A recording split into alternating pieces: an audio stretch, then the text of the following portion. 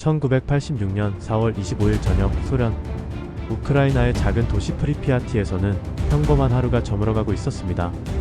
5만 명의 시민들이 저녁 식사를 하고 아이들은 숙제를 하며 연인들은 데이트를 즐기고 있었죠. 하지만 그들로부터 불과 3km 떨어진 체르노빌 원자력 발전소에서는 인류 역사상 최악의 재앙이 시작되고 있었습니다. 오늘 여러분과 함께 그 끔찍한 밤으로 돌아가 보겠습니다. 시계를 되돌려 1986년 4월 26일 새벽 1시 23분 모든 것이 바뀐 그 순간으로 말입니다. 4월 25일 오후 1시 체르노빌 4호기 제어실. 오늘 밤 특별한 실험이 예정되어 있었습니다. 정전 상황에서 비상냉각 시스템이 제대로 작동하는지 확인하는 테스트였죠. 주간 근무조의 경험 많은 운전원들이 실험을 준비하고 있었습니다. 하지만 갑작스럽게 전력 공급 중단이 연기되면서 실험은 야간 근무조로 넘어가게 됩니다. 저녁 11시 알렉산드르 아키모프와 레오니드 토프투노프가 제어실에 들어왔습니다. 둘 다 젊고 성실한 엔지니어였지만 이런 복잡한 실험 경험은 부족했습니다. 괜찮을 거야. 매뉴얼대로만 하면 되니까. 하지만 이들은 몰랐습니다.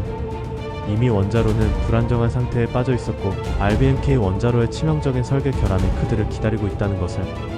오후 2시부터 원자로 출력이 갑자기 급락했습니다. 정상의 6%까지 떨어진 출력을 높이기 위해 제어봉을 거의 모두 뽑아야 했죠. 이미 안전 규정을 위반한 상황이었습니다. 그 순간 누군가 말했어야 했습니다. 실험을 중단하자고. 하지만 소련 시스템에서 명령에 불복종하는 것은 상상할 수 없는 일이었습니다. 4월 26일 새벽 1시 23분 드디어 실험이 시작됩니다. 아키모프가 터빈 차단 스위치를 누르는 순간 원자로로 들어가는 냉각수가 줄어들기 시작했습니다. 물이 줄어들면서 온도가 올라가고 증기가 더 많이 발생합니다. 제어실에 경보음이 울리기 시작했습니다. 빨간 불이 하나씩 켜지더니 곧 제어판 전체가 붉은 경고등으로 가득 찼습니다. 출력이 올라가고 있어. 너무 빨라. 토프투노프가 황급히 비상정지 버튼을 찾았습니다. 에이지-5 버튼. 모든 제어봉을 원자로에 집어넣어 핵 반응을 멈추는 마지막 안전장치였죠. 새벽 1시 23분 40초. 토프투노프가 에이지-5 버튼을 눌렀습니다. 하지만 그 순간 믿을 수 없는 일이 일어났습니다. 제어봉이 원자로로 들어가는 대신 출력이 더욱 급증하기 시작한 것입니다. 이것이 바로 RBMK 원자로의 치명적인 설계 결함이었습니다. 제어봉 끝에 달린 흑연 때문에 처음에는 오히려 핵 반응이 촉진되었던 것이죠. 출력이 정상의 100배까지 치솟았습니다. 원자로 내부 온도는 2000도를 넘어섰습니다. 아키모프와 토프투노프는 끝까지 제어실을 지키며 상황을 파악하려 했습니다. 하지만 이미 늦었습니다.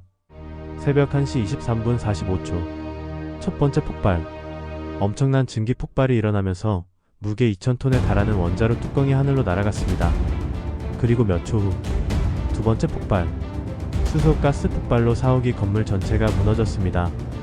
방사능 물질이 하늘로 치솟았습니다. 체르노빌의 밤하늘이 푸른빛으로 물들었습니다. 그 순간 프리피아티 시민들 중 일부는 창밖으로 이상한 빛을 보았습니다. 하지만 그들은 알지 못했습니다. 그 아름다운 빛이 죽음의 빛이라는 것을. 폭발 직후 가장 먼저 달려온 사람들이 있었습니다. 바로 소방관들이었습니다. 바실리 이그나텐코 소방대장은 아내 류드밀라와 함께 잠들어 있었습니다. 류드밀라는 임신 6개월이었죠. 사이렌 소리에 잠에서 깬 바실리는 서둘러 옷을 입었습니다. 금방 돌아올게. 큰 화재는 아닐 거야. 그것이 부부의 마지막 정상적인 대화였습니다. 소방관들은 방사능이 무엇인지, 그것이 얼마나 위험한지 전혀 모른 채 화재 현장으로 달려갔습니다.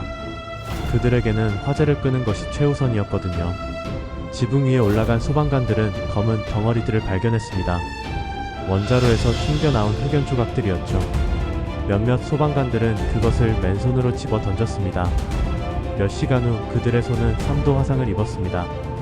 새벽 5시 화재는 진압되었습니다. 하지만 소방관들은 이미 치명적인 양의 방사능에 피폭된 상태였습니다. 한편 제어실에서는 아키모프와 토프투노프가 끝까지 자리를 지키고 있었습니다. 그들은 계속해서 냉각수를 공급하려 했습니다. 폭발 후에도 원자로가 살아있다고 믿었거든요. 그들은 몰랐습니다. 원자로는 이미 존재하지 않았고 자신들이 죽음의 방사능 속에서 일하고 있다는 것을.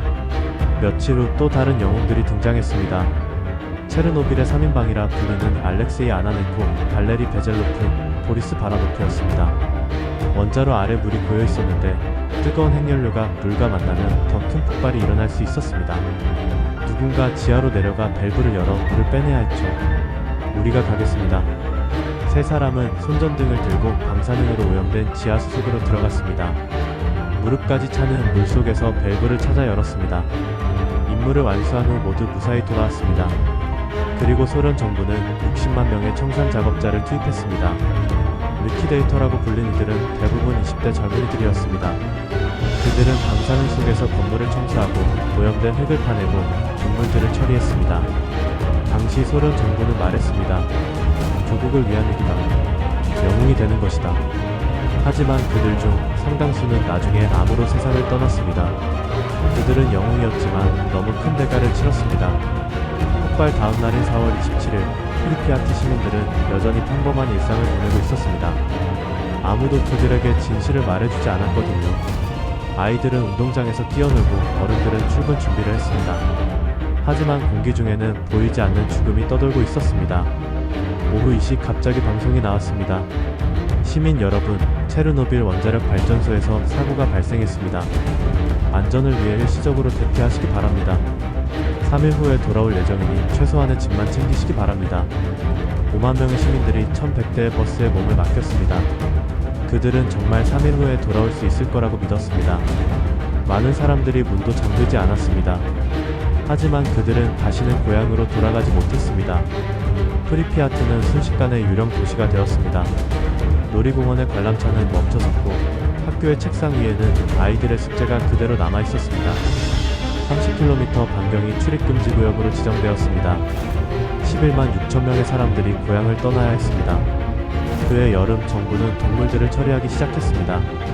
이게 고양이, 소, 돼지, 방사능에 오염된 모든 동물들을 총으로 쏴서 매장했습니다. 그 일을 맡은 군인들은 나중에 증언했습니다. 가장 힘들었던 것은 개들이었다. 주인을 기다리며 집 앞에 앉아있는 개들을 쏴야 했다. 하지만 놀라운 일이 일어났습니다. 몇 년 후 사람이 사라진 그 땅에 야생동물들이 돌아오기 시작한 것입니다. 늑대, 곰, 사슴들이 출입금지 구역을 새로운 터전으로 만들었습니다. 아이러니하게도 방사능으로 오염된 땅이 자연의 보호가 되었습니다. 인간이 가장 큰 위협이었다는 것을 보여주는 듯했습니다. 5부 38년 후의 진실 3분. 현재와 미래에 대한 메시지. 2024년 현재 체르노빌은 어떤 모습일까요? 2016년 거대한 세석관이 완성되었습니다. 110m 높이 257m 길이의 거대한 구조물이 4호기를 완전히 덮었습니다. 향후 100년간 방사능을 차단할 예정입니다. 그리고 놀랍게도 체르노빌은 관광지가 되었습니다. 매년 수만 명의 관광객들이 이곳을 찾습니다.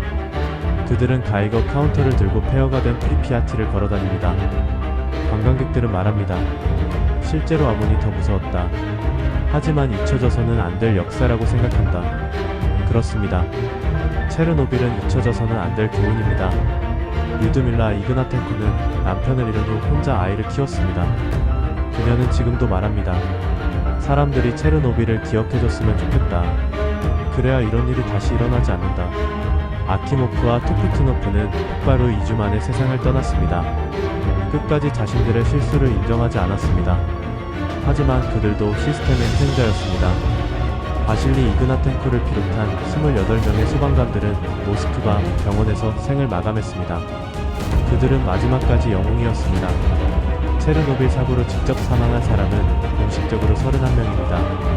하지만 세계보건기구는 향후 수십 년간 4,000명이 더 목숨을 잃을 것이라고 예측했습니다.